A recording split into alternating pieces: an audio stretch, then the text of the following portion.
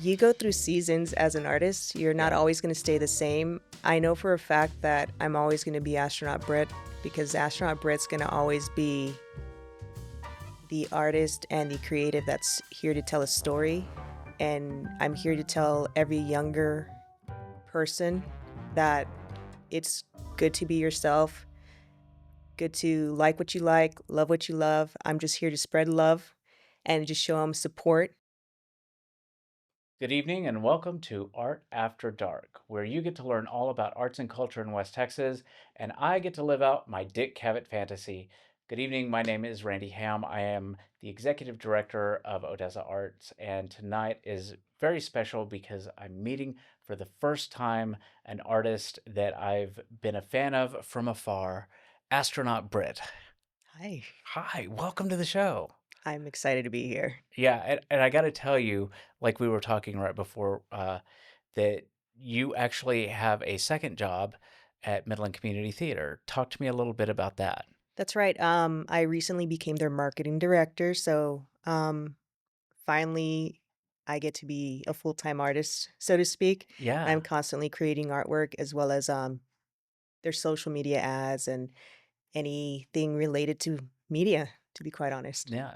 So I've been following you on Instagram for a long time, and I really enjoy seeing the pieces that you create.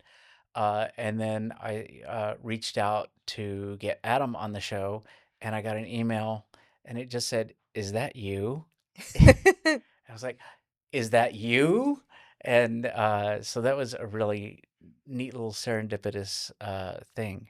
So, uh, talk to me a little bit about your artistic journey. How did you discover art um, and get to the place where you started like creating on a regular basis? Yeah, so most people don't know this until I meet them, but I'm actually deaf from my left ear. And so for me, it was something that I did on my own just because I didn't need to have people around me. Yeah, And it's something I could actually do without quote unquote friends, right? yeah. I say that because half the time I was in my own little world and I was doing things on my own and I didn't hear what was going around me. So that was my way to create and do something. Did you grow up here in the Permian Basin? I did not. I actually grew up in Fabens, Texas, which is a little town by El Paso, Texas. Yeah, yeah. And I grew up with a lot of women in my household, Yeah. all teachers, and they were just very supportive of my creativity. So you were raised in a environment that allowed you to flourish, and your crayons were never taken away. Right. I think I had way too many crayons. I mean, they were all teachers for the most part, or in a teacher-related field. So they were just like, butcher paper here, colored pencils there, glue, everything I could get my hands on, even boxes. I'd create whatever I could. So it was not just 2D art, but you were making 3D art as well, Yeah, sculpture. my mom likes to remind me of these little pins I would create out of pipe cleaners, and they were just like cartoon characters. I'd mold them.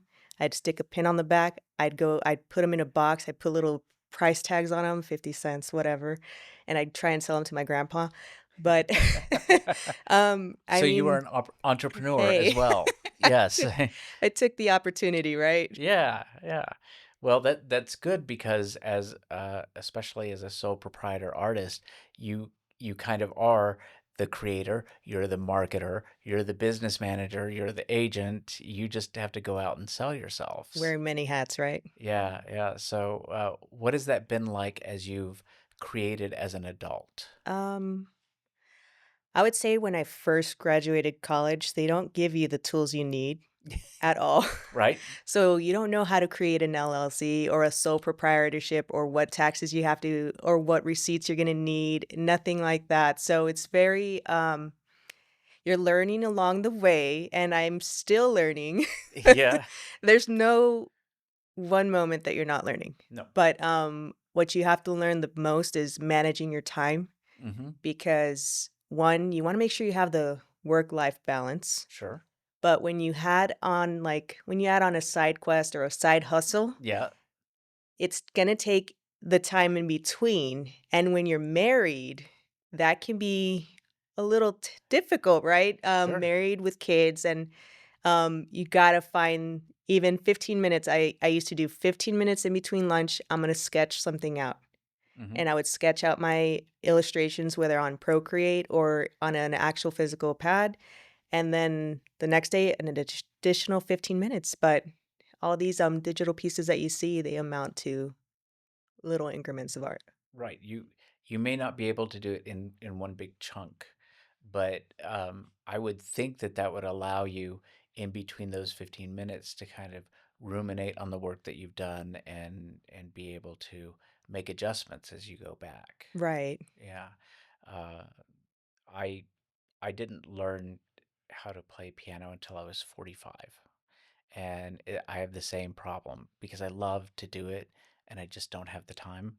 And so having to, have that work-life balance and then be like, okay, well, I'm gonna go sit down at the piano and maybe I only get to play for 15 minutes, but at Okay. least I got to play for Yeah. 15 minutes. I have a coach, and he's a creative coach, and Okay. he's the reason I can speak in front of people a little bit more. Yeah. But he has a saying, he's like, "Is it a priority or is it not? Because if it's a priority, then you would make the time for it Right. if you really like it, right?" So he gives a lot of examples, but once you go through his course, and there's this, and anyone can do this, take your calendar, mark out the time of your day, right? Mm-hmm. 8 a.m. to 5 p.m. I'm at work, right? Yeah. Here I have lunch. Before 8 a.m., I like to do this, and that. I meal prep on Sundays, whatnot. And then you start to find the areas that you have available. Now, guaranteed it's not going to stay the same, but if you really take the time and look, where are you wasting your time? Is it during Netflix? Because I know It is I know it it was is for me. definitely during Netflix. Yeah, and that's funny because working in a creative industry, uh, television is also a creative, endeavor. Film is a creative endeavor, and so you can you can kind of lie to yourself that it's like, well, I'm still doing something creative. I'm Yeah. watching a film. I'm Well, brainstorming. right, right. I'm gonna get some ideas, but no, it's you do have to prioritize what your priorities are. Is so very important. Um, so talk to me about some of the pieces that you've done and how you kind of built your Instagram profile, which I really love the work that you put on Instagram a lot. Which pieces are you more geared towards? I knew you were going to ask me that as soon as that came out of my mouth because I don't even have my phone next to me or I'd start scrolling and being like So this one funny. and this one. But I really distinctly remember being in bed, scrolling through my phone instead of playing the piano, and but seeing your work come up and seeing Astronaut Brit because as a child I wanted to be an astronaut. So that really kind of captured my imagination and the dynamic way that you use especially color because we don't have color in West Texas a lot. We're all beige. Beige, brown, orange, Yes, dirt. dirt. And so anytime I see something that injects color, it makes me very, very happy. I remember like I get a little like boost of serotonin when I'm scrolling through Instagram and I see one of your pieces.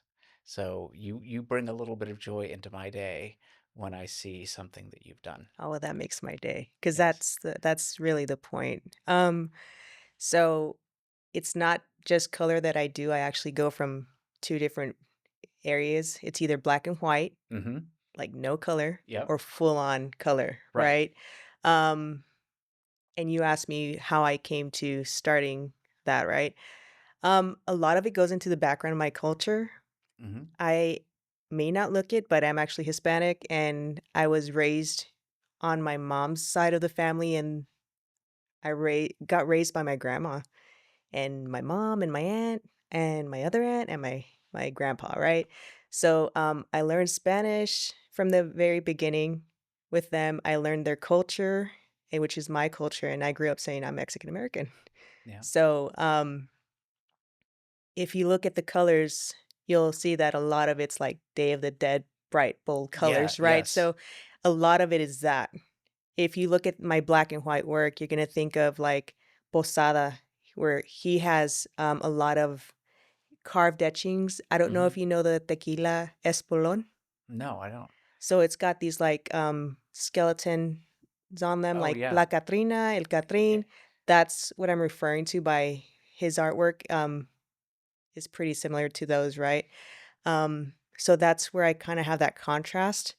And I've yet to actually incorporate any skulls in my work yet, but mhm. it's coming. So, What was the hesitancy to have not done that yet?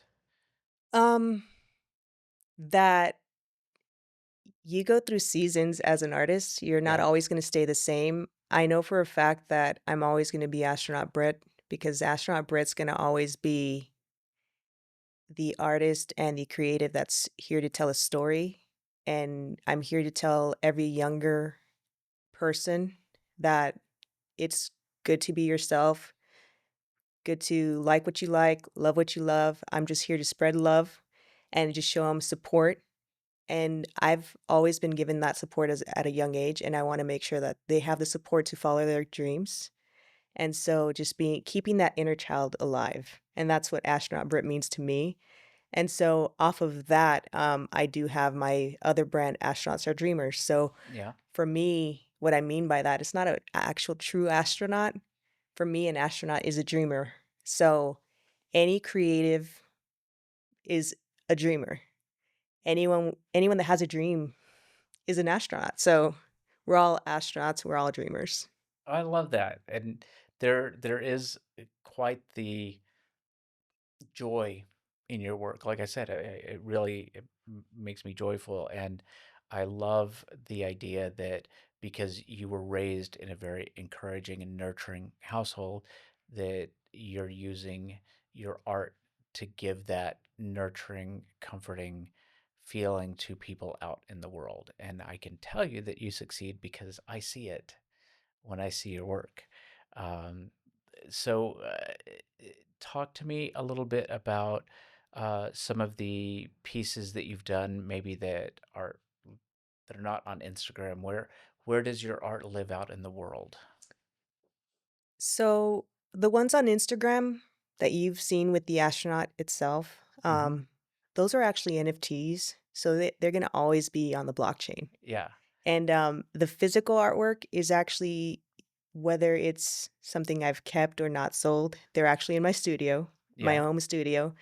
I have a piece in the University of Texas at El Paso. It's a physical screen print Hmm. that's there right now. It's part of the archives, but other than that, I typically sell them online. I create commissions if anyone wants, with due time. Just I always try to give everybody a good time frame. Right.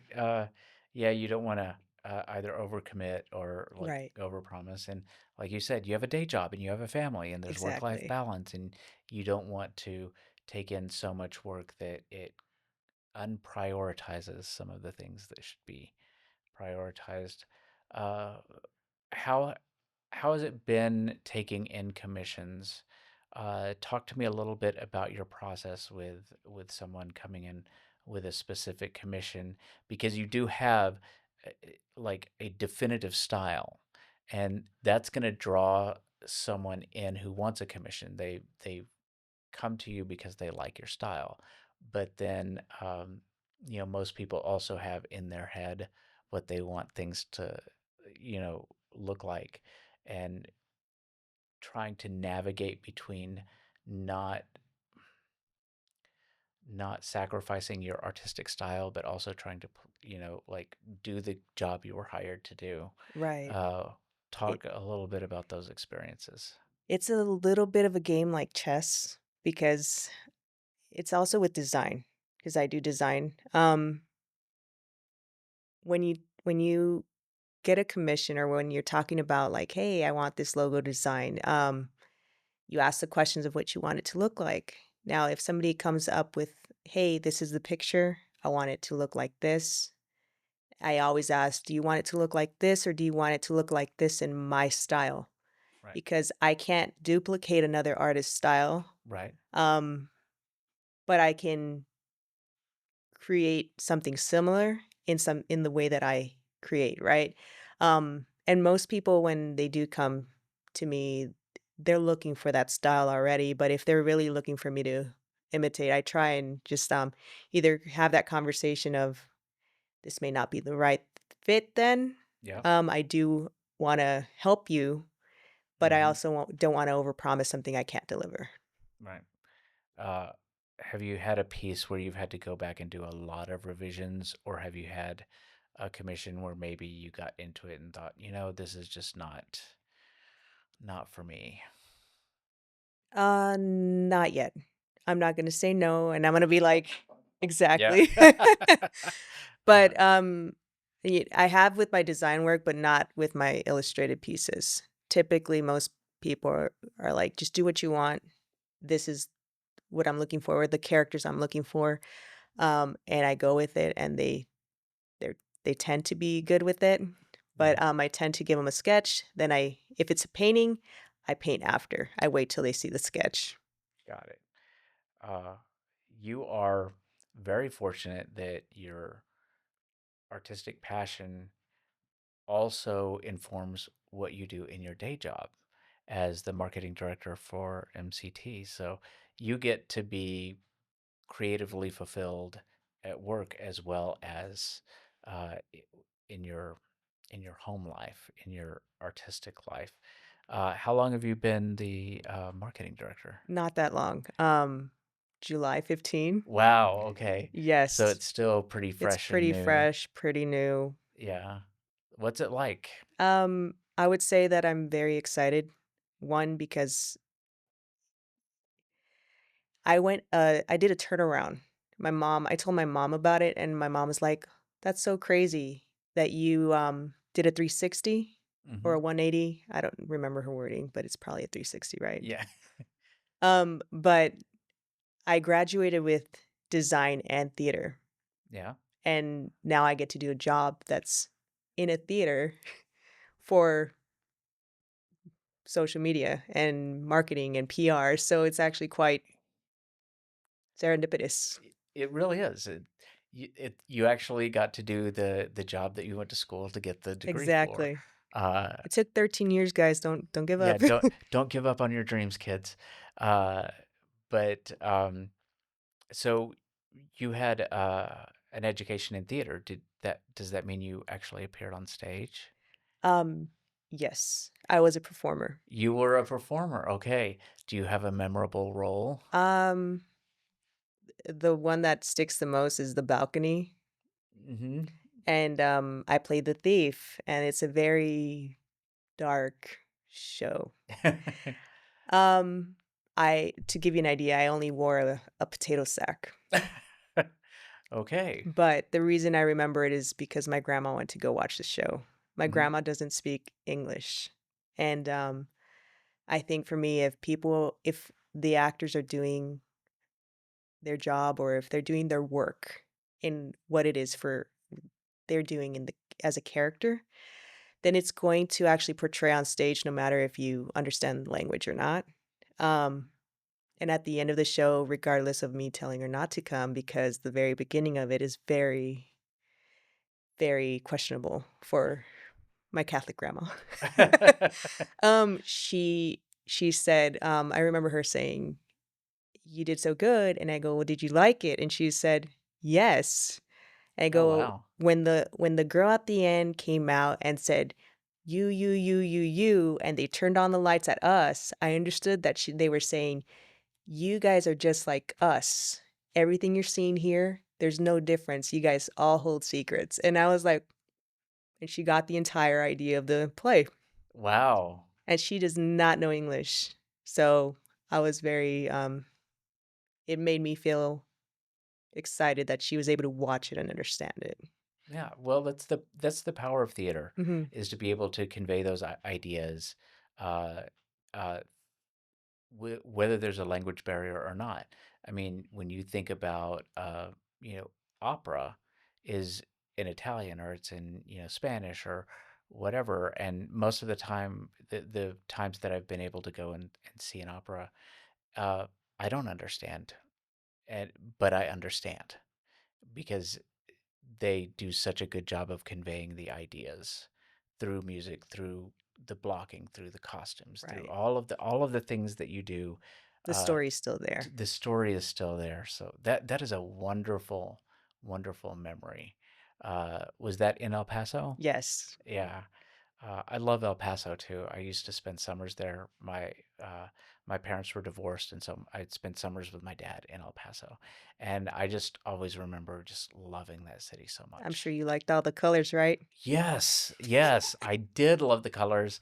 And then when I got this job, I serve on a state board with Ben Fife, who is does my job in El Paso, and so I've been able to go out there and see some of the work that they've done, and I feel a lot like we have so much in common, West Texas with El Paso, and El Paso a lot of times feels so Far. removed from the state, from the entire state. Uh, so I always want to try to keep those lines of communication open because it's a little jewel It's 4 hours over away, but it is, and we're practically next door neighbors compared to the rest of the state. So yes. the fact that El Paso is closer to California than it is to Austin just blows my mind. But that's just how big Texas is. Um, is there a particular project you're working on right now? Um, yes. So it's still in relation to the NFTs, the digital Hmm. art, right? And so I got the opportunity to be selected for Drip. Yeah. So I don't know if you're familiar with it, Yes. but Yes. Drip is like another way to drop your art to like a lot of artists, okay? And not to artists, but to collectors. Sure. And so it's a method for people to actually join the Solana blockchain without having to pay for the cryptocurrency. You Hmm. but another way to actually kind of get the feel of it and see if you like what's going on in that world, right? So you get to choose when you drop, how to drop it. I started and I kind of had to put a pause on it just because I had the switch of roles. I Yeah. didn't realize how busy it was going to be at the very beginning. It's been very busy, I can imagine. but I should be dropping something next week. Oh, that's And exciting. so All right. Well, we will definitely keep our eyes peeled. I do highly encourage everyone out there to follow Astronaut Brit on Instagram. It will give you a little serotonin boost every time you see something. Uh, Britt, thank you for being here tonight. Thank you for sharing your art with the world and doing it in such a positive and uplifting way. I really, it means a lot. So, thank you all for tuning in tonight. And until next time, cheers.